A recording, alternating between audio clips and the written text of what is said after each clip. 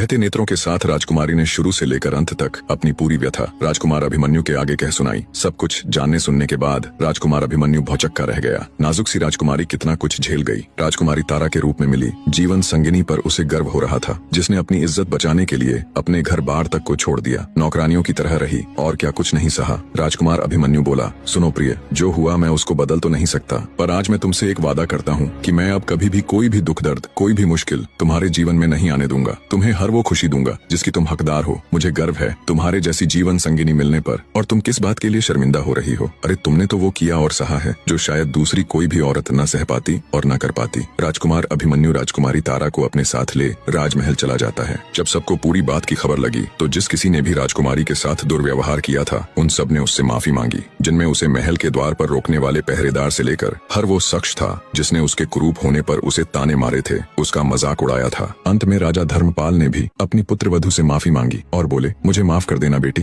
अनजाने में ही सही, पर मुझसे बहुत बड़ी भूल हुई। मैंने बहुत जुल्म किया है तुम पर, तुम्हारे ऊपर कोड़े तक बरसवाए। अपने सामने यूं अपने पिता ससुर को हाथ जोड़ माफी मांगता देख राजकुमारी बोली, नहीं पिताजी, इसमें आपकी कोई गलती नहीं। मैं भी आपके स्थान पर होती तो शायद अपने पुत्र के विवाह को खराब करने की कोशिश करने वाले को यही सजा देती। राजा धर्मपाल तुरंत अपने सेनापति को हुक्म देता है कि अपनी फौज को तैयार करो, हम कल ही विलासनगर के ऊपर आक्रमण करेंगे। उस दुष्ट राजा मदनपाल की ये मजाल, कोई इतना नीच कैसे हो सकता है? तब राजकुमारी तारा बोली, नहीं पिता महाराज, आपके ऐसा करने से पहले मैं खुद एक बार राजकुमार अभिमन्यु के साथ जाकर उनसे मिलना चाहती हूँ। राजा धर्मपाल न चाहते हुए भी उन्हें वहाँ जाने की आज्ञा दे देता है। जब राजकुमारी तारा अपने पति राजकुमार अभिमन्यु के साथ विलासनगर गई तो एक नौकर ने उसे बताया कि उसका पिता अपने जीवन के आखिरी दिन जी रहा है। उसके जाने के बाद पता नहीं उसे किस दुख ने घेर लिया, न वो किसी से बात करता है न कुछ बोलता है, हमेशा बहुत दुखी और खोया खोया सा रहता है। ये जानने के बाद जब राजकुमारी अपने पिता के पास गई तो राजकुमारी को देख मृत्यु के निकट उसका पिता उसके पैरों में गिरकर रोते हुए उससे माफी मांगता है और कहता है, बेटी मुझे माफ कर देना, मैं इस दुनिया का सबसे बुरा पिता हूँ। तुम्हारे जाने के बाद हर दिन मैं तिल तिल कर खुद को कोसते हुए मरा हूँ। शायद ये प्राण तुमसे माफी मांगने के लिए ही अटके हुए थे।